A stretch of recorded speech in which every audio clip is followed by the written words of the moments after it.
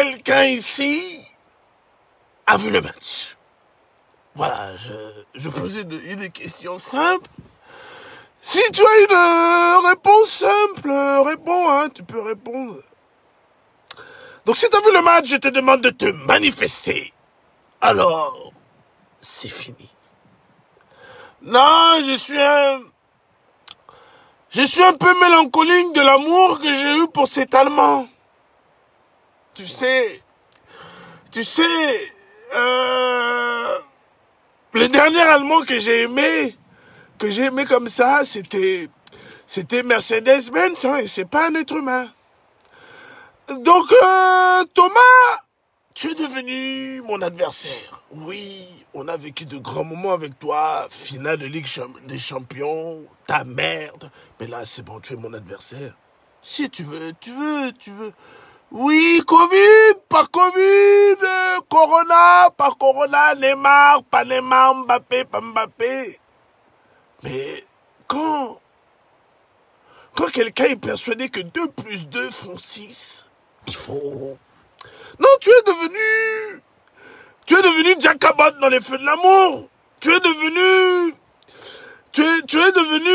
Freezer dans Dragon Ball Z. Tu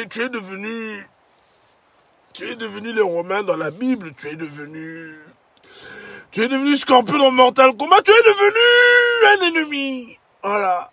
Nous allons débriefer ensemble la défaite du Paris Saint-Germain au Red Bull. 2-1.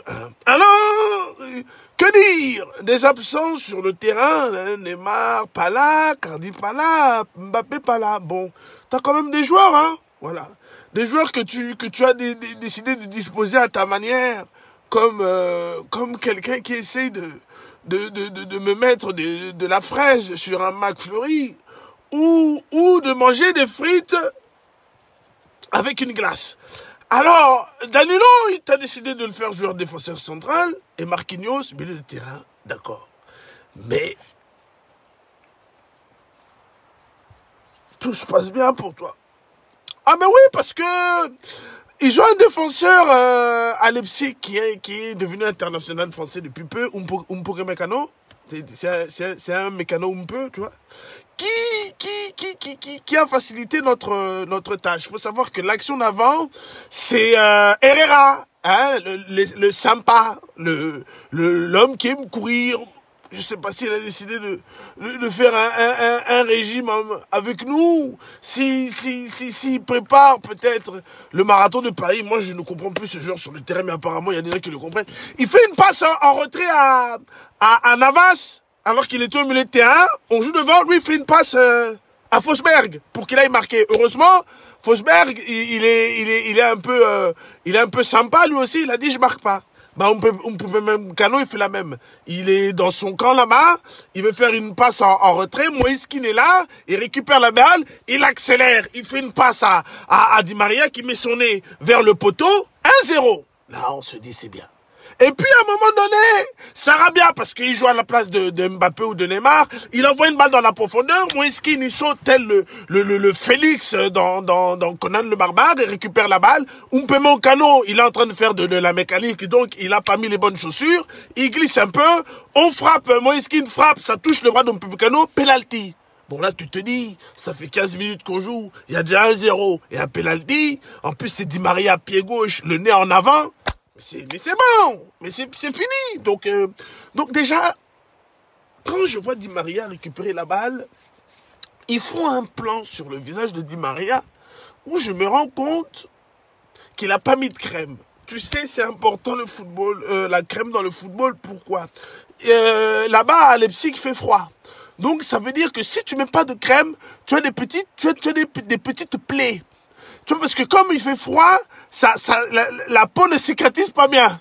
Donc, tu vois, donc ça tire. Je sais pas si tu as déjà eu les lèvres gercées, mais non, c'était un visage gercé. Et tu sais que le visage de Di Maria, pour qu'il fasse un beau match, ça compte. S'il a le nez enrhumé, le nez gercé, ça ne marche pas bien. Donc, il arrive sur le point de pénalty, il dit, vous pouvez pas lui mettre un petit peu d'huile sur le visage ou lui cracher dessus pour qu'il les plaies cicatrisent. Personne ne m'écoute.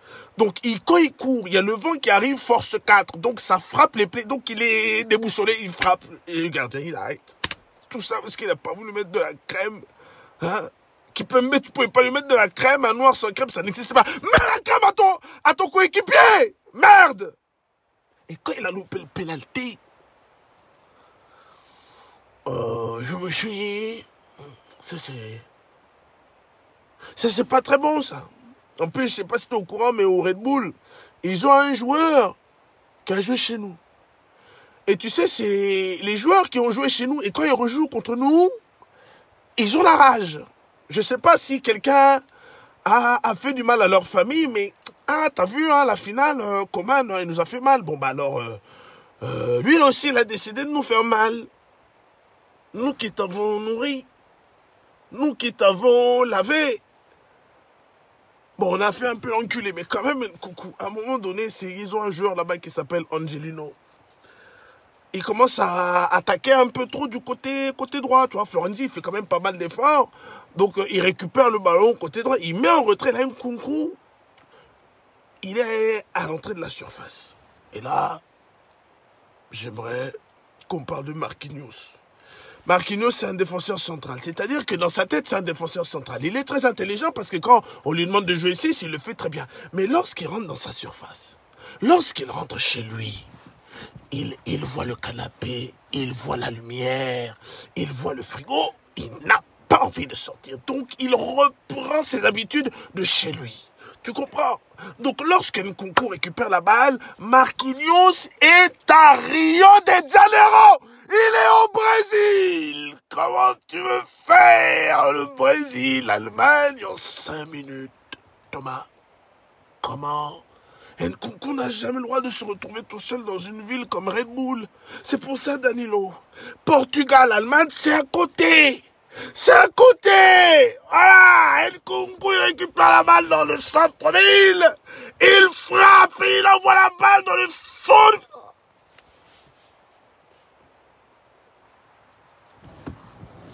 Allez, ça fait ça fait rien, tu vois. Ça fait rien. Donc, tu sais, quand tu prends quand même un but, juste avant la mi-temps, c'est pas facile psychologiquement. Et on sait qu'on a des joueurs un peu maudits. Voilà. Parce qu'on a un joueur qui s'appelle Kimpembe. Kimpembe, oh Kimpembe. Oh là là, Kimpembe. Quand est-ce qu'il va jouer au foot sans ses mains? Mais pense Playmobil, pense Lego, pourquoi tu ramènes tout le temps tes bras sur le terrain, Kimpembe? Pourquoi tu ramènes toujours tes bras sur le terrain, Kimpembe? Pourquoi? Kimpembe, les mauvais souvenirs. On lance en profondeur un joueur, je sais pas si c'est Forsberg qui est dans le dos de... Ou je sais pas c'est qui, Danilo, il a pas de cheveux sur la tête. Voilà, tu vois, même ça devient fou. Allume-toi, connard! Danilo, il n'a pas de cheveux. Il fait froid. Donc, avec la transpiration, ça fait de la condensation. Donc, ça va, le ballon, tu sais, ça va plus vite. Si tu mets quelqu'un avec des cheveux, l'action que je vais décrire ne se passe pas. La balle arrive au-dessus de Danilo. Il veut essayer d'intervenir. Mais comme il a le crâne aussi rond qu'un Maltesien avec de l'eau dessus, le ballon a fait aquaplaning sur son crâne. Donc le ballon fait aquaplaning, et au lieu de ratterrir dans les pieds d'un de nos joueurs, ça retombe dans les mains de Presnel Kimpembe, puisqu'il a décidé que c'était un joueur de volleyball. Penalty, surface, Forsberg. Il frappe 2-1. Et puis l'autre connard de gay, il met sur son maillot Ghana, mais retourne au Ghana.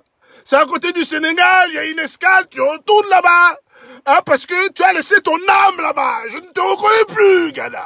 Oh, deuxième carton jaune, et puis Kimpembe, qui a décidé de jouer avec ses pieds, il tacle encore à la fin, là, carton rouge. On a une épidémie de Covid.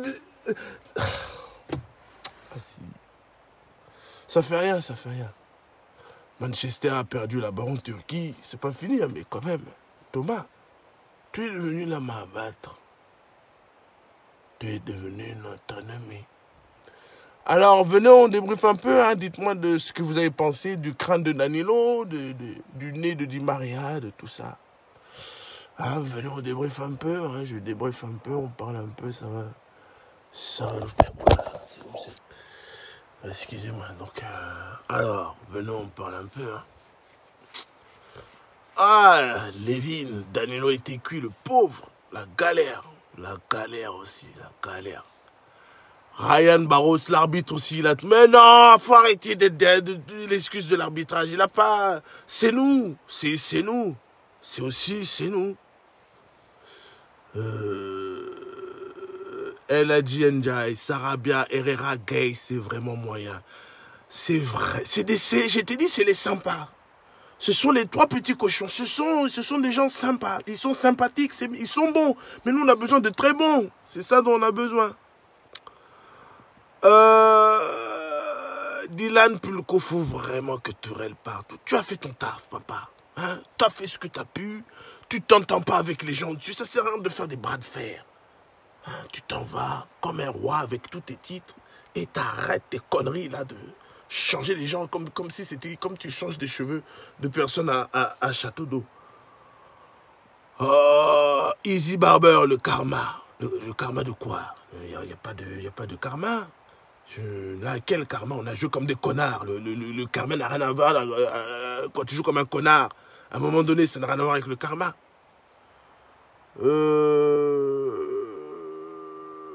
Alan Saint-Germain, Kin, super. Oui, ça c'était vraiment...